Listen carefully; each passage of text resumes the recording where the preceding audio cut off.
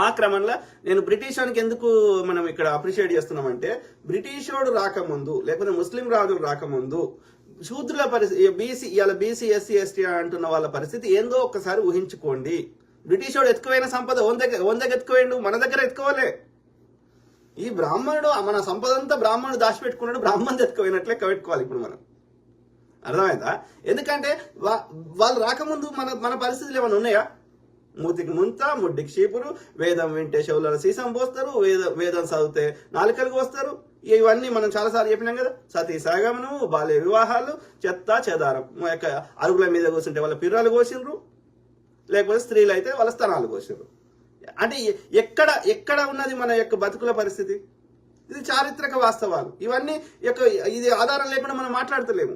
British వాడు వచ్చినాక ఏ చట్టం ఏ సంవత్సరంలో రూపుమాపిండో మనం క్లియర్గా చెప్పినాం. ఆ బ్రిటిష్ వాడు రాకపోయి ఉంటే పూలే గారు కొట్లాడలేకపోతుండే, అంబేద్కర్ గారు కొట్లాడలేకపోతుండే. వాళ్ళు బ్రిటిష్ వాడు ఉండంగానే ఇన్ని ఇబ్బందులు పెడితే లేనప్పుడు ఇంకా పరిస్థితి ఏంది? ఆలోచించండి. ఆ వ్యవస్థ ఇప్పటికీ కొనసాగుతుంది. ఈ దుర్మార్గుల యొక్క ఆధిపత్యం. వాడు రాసుకున్న పుస్తకమే తప్పుంది. దరిద్రం ఏంటంటే వీటన్నిటి సోర్స్ ఏంది? మనుధర్మ శాస్త్రం, రైట్? ఆ యొక్క బ్రహ్మ ముక్కులకెళ్ళి వచ్చినోడికి మిగతా వాళ్ళందరూ బ్రహ్మ కింది భాగాలకెళ్ళి వచ్చిన వారు సేవ చేయాలి. అదే కదా వాడు రాసిన కాన్స్టిట్యూషన్ అనే పుస్తకం. ఇట్లా వాడు చెప్పిన నియమాలు పాటించకపోతే ఈ శిక్షలు ఉంటాయి. దాన్ని ఏమంటారు? వాళ్ళ రాజ్యాంగం అది, మనుధర్మ శాస్త్రం. చదవండి మనుధర్మ శాస్త్రం, ఇదే ఉంటది.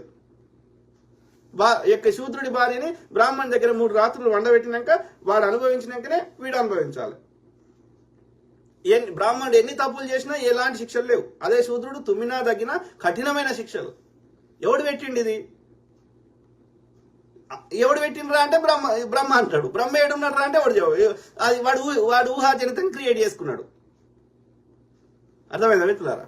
సో ఆ క్రమంలో నేను ఏం చెప్పదలుచుకున్నా అంటే, ఈ బ్రిటిష్ వాడి వాడి రక్షణ ఉండడం వల్ల వాళ్ళందరూ ఇవాళ ఎవరైతే సంఘ సంస్కర్తలు అంటున్నారో ఇది అంబేద్కర్ గారు, డాక్టర్ బాబాసాహెబ్ అంబేద్కర్ గారు కావచ్చు, లేకపోతే రాజా రామ్మోహన్ రాయ్ గారు కావచ్చు, లేకపోతే పూలే దంపతులు కావచ్చు, కొట్లాడుకోవడానికి ఒక అవకాశాన్ని కల్పించారు. దాంతో పాటు మనకి ఈ బ్రాహ్మణులు చెప్పే వేదాలు ఉపనిషత్తులనే ఈ రామాయణ మహాభారతం అనే చెత్త తప్ప, ఈ ఆర్యుల పుస్తకాలు తప్ప అసలు నాలెడ్జ్ లేకుండే. అప్పుడు బ్రిటిష్ వాడు రావడం వల్ల వాడు మద్రాస్ యూనివర్సిటీ, కలకత్తా యూనివర్సిటీ, ఈ యూనివర్సిటీలను పెట్టడం వల్ల ఈ యొక్క వెస్టర్న్ ఎడ్యుకేషన్ కి మనము ఇంకా ఎక్కువ విషయాలు తెలుసుకోగలిగినాం.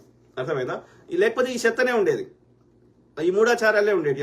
ఆ చెత్త నాలెడ్జ్ కూడా చదువుకొని చెప్పొస్తుండేవాడు. ఓకే, సో అది పరిస్థితి. కాబట్టి బ్రిటిష్ వాడి వల్ల మనకి వెస్టర్న్ ఎడ్యుకేషన్ వచ్చింది, మకాలే ఇవాళ విధానం వచ్చింది, ఇంగ్లీష్ చదువులు వచ్చినాయి, ప్రాక్టికల్ నాలెడ్జ్ వచ్చింది. దాంతోపాటు ఈ మూఢాచారాలను రూపుమాపడంలో బ్రిటిష్ వాడి సహాయ సహకారాలు ఉన్నాయి. అందుకని ఫస్ట్ వాడికి క్రెడిట్ ఇవ్వాలి ఈ విషయాల్లో. ముఖ్యంగా బీసీ ఎస్సీ ఎస్టీ అంటున్న వాళ్ళ బతుకులు మారడంలో కీలక పాత్ర పోషించింది బ్రిటిష్ వాడు. We should appreciate them for that. Okay, దాంతో పాటు ఇది అంబేద్కర్ గారి గురించి మనం చాలాసార్లు మాట్లాడినాం. So we appreciate him for that.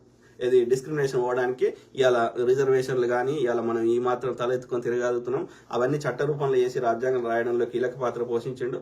కాబట్టి we appreciate doctor Babasaheb Ambedkar ji. అట్లనే ఈ పూలే దంపతులు కూడా అప్పుడు చాలా చాలా పోరాటం చేశారు. ఈ పేష్వాలు పరిపాలించేవారు పూనా కేంద్రంగా. సో అక్కడ ఉన్న అనేక దుర్మార్గపు మూఢాచారాల్లో ఇంకోటి ఏంటంటే, ముఖ్యంగా దళితులకి మూతికి ముంత, ముడ్డికి చీపురు కట్టేవారు. ఎందుకని? వాళ్ళు నడుస్తుంటే వాళ్ళ పాదధూళి కూడా వేరే వాళ్ళకి తలగొద్దు. అంటే ఏం చేయాలి? వాళ్ళు పోయేటప్పుడు వాళ్ళ పాదధూళిని వాళ్ళే తుడుచుకుంటూ పోవాలి. కాబట్టి ముడ్డికి చీపురు. మరి మూతికి ముంత ఎందుకు? వాళ్ళ నుంచి లాలాజలం నేల మీద పడితే అది వర్షం పడ్డా లేకపోతే వేరే వాడు తొక్కినా అపవిత్రం అవుతుంది, మళ్ళీ లేకపోతే వాళ్ళు తాగే నీళ్ళకి పోతుంది. కాబట్టి అట్లా పోకూడదు. అంటే మూతికి ముంత కట్టుకొని ఆ ముంతలో ఉంచిన ఉమ్మిని ఊరవతల పారేసుకోవాలి వాడు. మరి ఊరవతల పారేసిన వర్షం పడితే పడదా? అంత నాలెడ్జ్ లేదు వాళ్ళకి. ఓకే, అంటే వివక్ష ఇట్లాంటి అనేక దుర్మార్గాలు చేసిండ్రు. వాటికి వ్యతిరేకంగా బాల్య వివాహాలు ఇది అందరికి అన్ని రకాల స్త్రీలు, అన్ని రకాల పురుషులు అనుభవించారు, ఒక్క బ్రాహ్మణులు తప్ప. ఈ బాధలన్నీ వీళ్ళు పెట్టిన చెత్త రూల్స్ అన్ని. ఓకే, సో వాటన్నిటికి వ్యతిరేకంగా 2 దంపతులు కొట్లాడారు. ముఖ్యంగా చదువు యొక్క ఇంపార్టెన్స్ తెలుస్తూ 2 అక్కడ, ఒకటి ఎడ్యుకేషన్, రెండోది ఈ వివక్ష. మహిళలు చదువుకోవాలి. దానికోసం కూడా ఈ దంపతులు పోరాటం చేసిర్రు. అట్లనే ఈ బ్రాహ్మణులు పెట్టి అనేక మూఢాచారాలకు వ్యతిరేకంగా కూడా ఇద్దరు దంపతులు పోరాటం చేస్తే వాళ్ళని అనేక రకాలుగా ఇబ్బంది పెట్టారు. ఓకే, సో దాని మీదనే ఇప్పుడు సినిమా, పూలే సినిమా. ఓకే, ఈ పూలే సినిమాలో ఈ యొక్క ఇప్పుడు నేను చెప్పిన ఈ యొక్క మూతికి ముంత, ముడ్డికి చీపురు కానీ, ఈ కుల వ్యవస్థ కానీ, వర్ణ వ్యవస్థ కానీ, అప్పుడు ఉన్నటువంటి వాస్తవాలని ఆయన మహాదేవన్ అన్నట్టు ఆయన సినిమా తీసాడు. ఓకే, సినిమా తీస్తే ఏప్రిల్ 11 రిలీజ్ కావాలి. రిలీజ్ కావాల్సి ఉంటే రిలీజ్ వారికి యూ సర్టిఫికేట్ ఇచ్చి వాళ్ళు అప్రూవల్ చేశారు, సెన్సార్ బోర్డు వాళ్ళు చేస్తే ఈ బ్రాహ్మణ సంఘాల వారు పెద్ద గొడవ చేశారు. ఎందుకని అలా 12 సీన్లు వీళ్ళకి అభ్యంతరకరంగా ఉన్నాయంట. అందుకని చేస్తే వాళ్ళు మళ్ళా సెన్సార్ బోర్డు వాళ్ళు దాన్ని తమ నిర్ణయాన్ని వాపసు తీసుకొని ఆ 12 కట్లు వీళ్ళు ఈ బ్రాహ్మణులు చెప్పినట్టుగా 12 కట్లు చేసిన తర్వాత అప్పుడు ఈ ఏప్రిల్ 25 అంటే రేపు సినిమాకి విడుదలకి ఇచ్చారు. అంటే ఆ 12 కీలక అంశాలు తొలగించాల్సిన అవసరం ఏమొచ్చింది? వాస్తవాలు చెప్పడం తప్పెట్లయితుంది?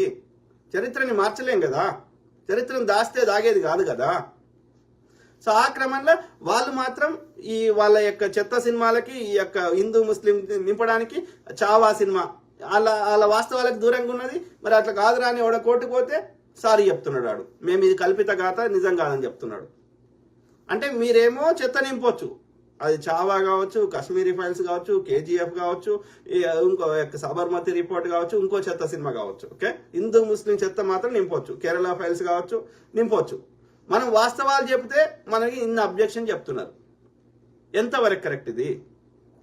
అంటే ఇప్పుడు ఎందుకు జరిగింది అట్లా అంటే ఆ కేంద్రంలో పరిపాలిస్తున్న వారు బీజేపీలో, మీరు బీజేపీ ఆర్ఎస్ఎస్ లో తీసుకోండి, 99% of decision or 100% of decision making is in the hands of ఈ ఆర్య బ్రాహ్మిన్స్.